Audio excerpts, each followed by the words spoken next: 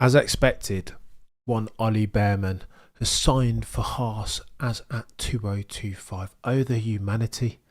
This should be good news, right? And I feel like it is good news. I don't want to taint this story of negativity, but I think there is pause for thought, right? Notwithstanding Ollie Bearmann's brilliant performance at Jeddah this year, where he finished 7th, standing in for one Carlos Sainz Jr. whilst he got his appendicitis surgery.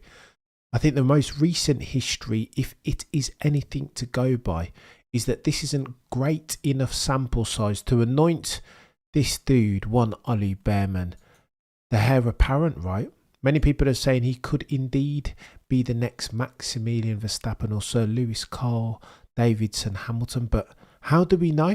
Here's the news, and again, all F1 publications are created equally, but some, they say, are more equal than others. Andrew Benson of the BBC is a god tier one, and he reports that Ollie Bearmann will become the 4th British driver on the F1 grid next season after signing to race for the US-based Haas F1 team. Oh, the humanity.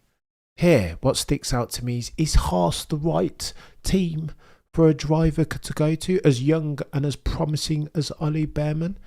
Is Haas owner Gene Haas, is he sufficiently invested? Is he pumping into the team the right level of F1, of financial knowledge and expertise and resource even? This is important, right? Do you want to go to a team where the head ofs are not invested?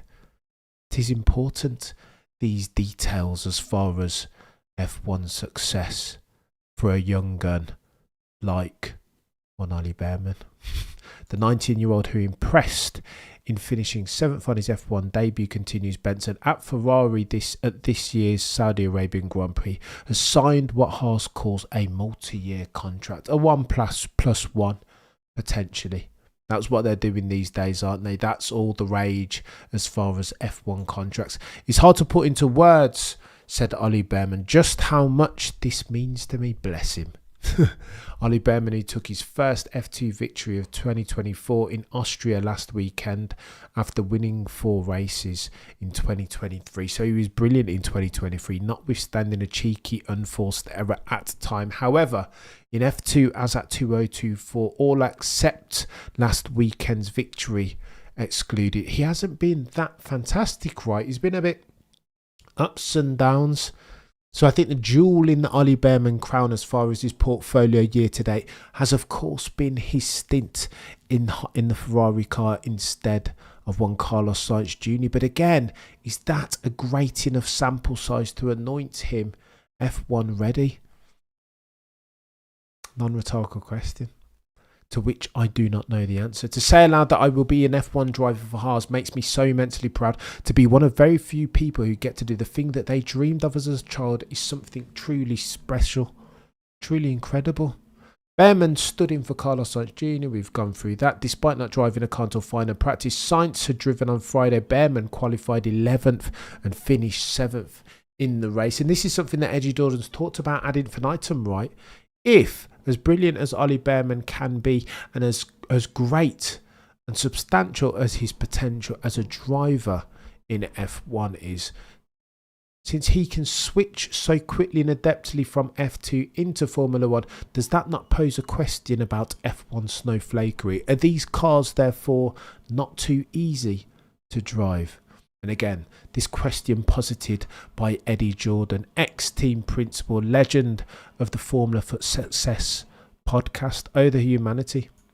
Speaking on Silverstone on Thursday at the start of the British Grand Prix, Bearmann said he believed his performance at Jeddah had been a major contributor to securing his promotion to F1. No kidding, Sherlock. But again, Exhibit A, Nick De Vries. Do you remember he was brilliant for one race?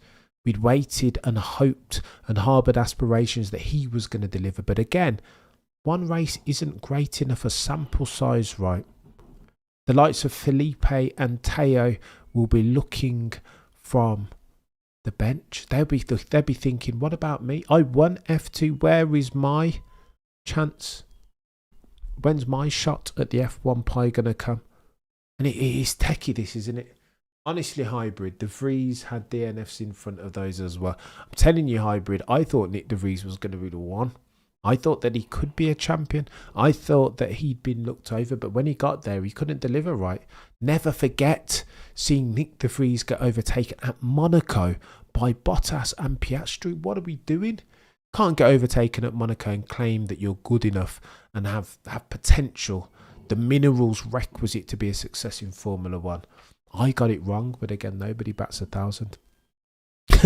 Ollie the Bearmann continues. It showed what I was capable of. He said that the guys with less experience are not so far behind the normal cohort. Again, single race is different, right? Over the course of a championship, a 24 race championship, those who don't have the minerals will of course get to find out. He continues, it was an emotional moment. He said, I've been working so hard for this and the sacrifices I've had to make, I feel like they've paid off. Haas team principal Aikamatsu says, it's an exciting thing to be able to give a young driver as talented as Ollie Bearmann his first full-time seat in F1. He's developed into an incredibly mature driver under the guidance of Scuderia Ferrari Driver Academy, and the world saw that for themselves when he called in at the last minute to compete at the Saudi Arabian Grand Prix. Oh, the humanity visual. De Vries exposed how crap Latifi. De Vries seemed like a fraud. Watching him DTS was so... You know, that DTS episode still breaks my heart. If ever you've seen an outsider in F1 that didn't fit, then Nick De Vries was it. Props to Bearmann, man. I'm happy that another young buck has got an opportunity. But this speaks to the point that Carlos Sainz was making in the Nude Project podcast, right? That there is more luck in and amongst all this than you'd initially anticipate. Good fortune is a requisite to getting yourself in F1. So too timing. You need to make sure that in your ascension, at the peak of your momentum, that there is a place. Ollie Bearmann has indeed been lucky. K-Mag keeps dropping the ball, does he not? I think this means that K-Mag potentially is on his way out. Like, what's he done? If not crash each and every single race. And well, I suppose he's propped up Hulkenberg to some extent. Held up the field, done a cheeky trolley train, aka DRS train in 2024. But what else has he done? I think this means that fella is on his way out the door. Techie. So the British drivers as of next year, 2025, will be, of course, Ollie Bearmann. You have Albon, who's Thai British, Lando Norris, and Sir Lewis Hamilton. And of course, you have George Russell. So there's 4.5 maybe. Gonna get techie. Oliver proved, says Komatsu, that he was more than ready for the task, and we've seen that for ourselves, running him in the Haas cars in our first practice sessions over the past 2 seasons. Practice, though. What are we talking about? We're talking about practice. I don't know. It's different from the race, is it not? This isn't me being a Debbie Downer and saying that Ollie Bearmann doesn't have the minerals. Not necessarily. It's too early at this stage to be so categoric, but I think he'll need to improve. Who will he be alongside? Well, many speculate, if word on the F1 curb is anything to be invested in, that Esteban Ocon will be the dude in the other cars. So driver silly season, therefore, is coming to a head, is it not? Who are the other guys that we need to discuss very quickly? Because, of course, you've got Carlos Sainz Jr. still deciding, isn't he? So Alpine and Williams and Sauber Kick, soon to become Audi, are his options. I think Alpine or Williams, potentially, for Carlos Sainz Jr. Oh, the humanity. But it is techie. Now, here's wishing Ollie Bearmann the best. I know I'm dotting around here. What's Corey saying? That can weigh the points by car performance. So that isn't always the number 2 driver for the worst team being relegated. Just the mass problem, says Michael. Visual says, was De Vries sabotaged by Horner to make Toto look bad? Behave yourself, Visual. Surely not.